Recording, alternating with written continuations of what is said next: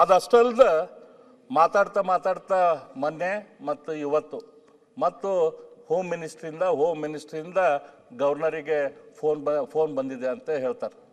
ಹಿಂಗೆ ಹೇಳ್ತಾರೆ ಅಂದರೆ ಇವ್ರಿಗೆ ಸ್ವಲ್ಪ ಕಾನೂನು ಮಂತ್ರಿಗಳಾದವ್ರಿಗೆ ತಾವು ಏನು ಮಾತಾಡ್ಬೇಕಂತೇಳಿ ಸ್ವಲ್ಪ ಬ್ಯಾಲೆನ್ಸ್ ಇಟ್ಕೊಂಡು ಮಾತಾಡ್ಬೇಕಲ್ಲ. ಇವತ್ತೈತಲ್ಲ ಇಷ್ಟು ದೊಡ್ಡ ಸಂವಿಧಾನಿಕ ಪೋಸ್ಟ್ ಅದು.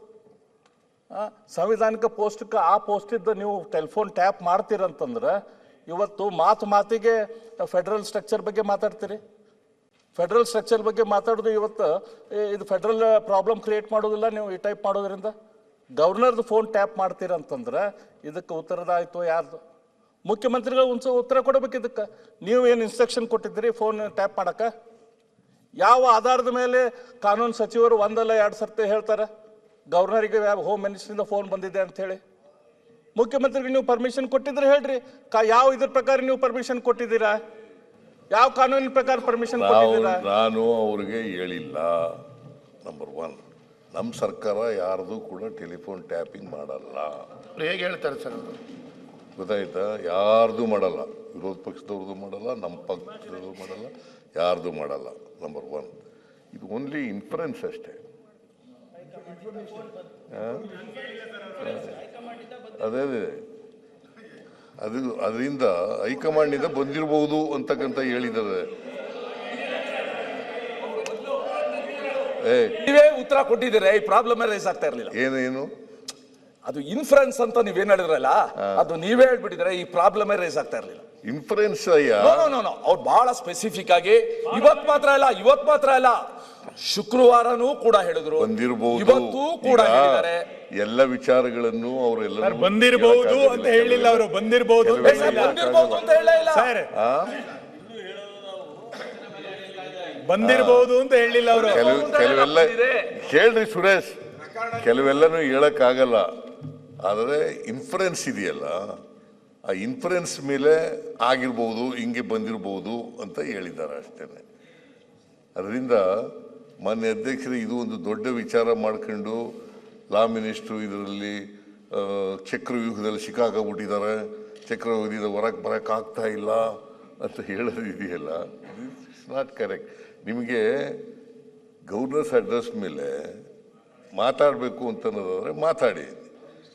ನಿಮಗೆ ಮಾತಾಡೋಕ್ಕೆ ಇಷ್ಟ ಇಲ್ಲ, ಅದಕ್ಕೋಸ್ಕರ ಕಾಲಹರಣ ಮಾಡ್ತಾ ಇದ್ದೀರಿ. ಬೇರೆ ವಿಚಾರಗಳನ್ನೆಲ್ಲ ಚರ್ಚೆ ಮಾಡೋದು, ಇದನ್ನೆಲ್ಲ ಮಾಡೋದು ಇದು ಆಗಬಾರದು. ಅವ್ರು ಹೇಳಿದ್ದಾರೆ, ನೀವು ಬೇಕಾದ್ರೆ ಎಂಕ್ವೈರಿ ಮಾಡಿಸೋಣ, ಒಂದು ಎಂಕ್ವೈರಿ ಮಾಡಿಸೋಣ. ಅದನ್ನ ಬಿಟ್ಟು ಅಲ್ಲ ಈಗ ಅವರು ಅವ್ರು ಈಗ ಇವ್ರು ಹೇಳಿದ್ರಲ್ಲ, ಉಪನಾಯಕರು ಹೇಳಿದ್ರಲ್ಲ, ಏನ್ ಚೇರ್ ಮೇಲೆ ನಿಂತ್ಕೊಂಡು ಅವರು ಇವ್ರಿಗೆ ರಾಜ್ಯಪಾಲರಿಗೆ ಅವಮಾನ ಮಾಡಬೇಕು ಅಂತ ನಿಂತಿರಲಿಲ್ಲ. ನಾನೇ ಕರೆದೆ, ಮೊನ್ನೆ ನಾನೇ ಕರೆದೆ, ನೀವು ಬರ್ರಿ ಹೋಗೋಣ ಅಲ್ಲಿ ಅವ್ರನ್ನ CF ಮಾಡ್ಬಿಡೋಣ, ಬರ್ರಿ ಗವರ್ನರ್ನ ಅಂತ ಹೇಳಿ ನಾನೇ ಕರೆದೊತ್ತಿಗೆ ಅವರು ಅಲ್ಲಿ ನೋಡೋಕ್ಕಾಗಲಿಲ್ಲ. ನಾವು ಇಬ್ಬರು ಹೋಗೋವ್ರಿಗೆ ಮುಂದೆ ಹೋಗ್ಬಿಟ್ಟಿದ್ರು ರಾಜ್ಯಪಾಲರು. ಸೊ ಅದಕ್ಕೆ ನಾವು ಹಿಂದ್ಗಡೆಯಿಂದ ಹಿಂದ್ಗಡೆ ಹೋಗಿ ಅಲ್ಲಿ ಹೋಗಿ ಜಾಯ್ನ್ ಆದೋ. ಅಲ್ಲಿ ಹೋಗಿ ಹಸ್ತಲಾಘವ ಮಾಡಿ ಅವ್ರನ್ನ ಕಳಿಸ್ಬಿಟ್ಟೆಲ್ಲ ಬಂದಿದ್ದೀವಿ. ನಾನು ಇದ್ದೆ, ಇವರು ಮೇಲ್ಮನೆ ಸದಸ್ಯರಿದ್ದರು, ಇವರು ವಿಧಾನಸಭೆಯ ಸ್ಪೀಕರ್ ಇದ್ದರು, ಮತ್ತು ನಾನು ಇದ್ದೆ. ಇವ್ರನ್ನೆಲ್ಲ ಕಳಿಸಿ ಅವ್ರನ್ನ ಬಂದ ಮೇಲೆ ನಾವು ಬಂದದ್ದು ಇಲ್ಲಿಗೆ.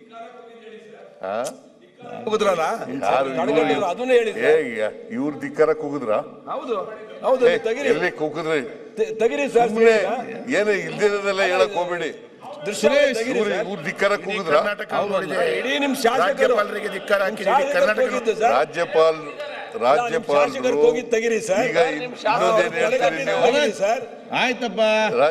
ರಾಜ್ಯಪಾಲ ರಾಷ್ಟ್ರಗೀತೆಯನ್ನ ಪ್ರಾರಂಭ ಮಾಡಬೇಕಾಗಿತ್ತು, ಮಾಡಲಿಲ್ಲ ಅವರು. ಹಾಗಾದ್ರೆ ರಾಜ್ಯಪಾಲರು ರಾಷ್ಟ್ರಗೀತೆ ಮಾಡಲಿಲ್ಲ ಅಂತ ಹೊರಟೋಗ್ಬಿಡೋದೇನ್ರಿ?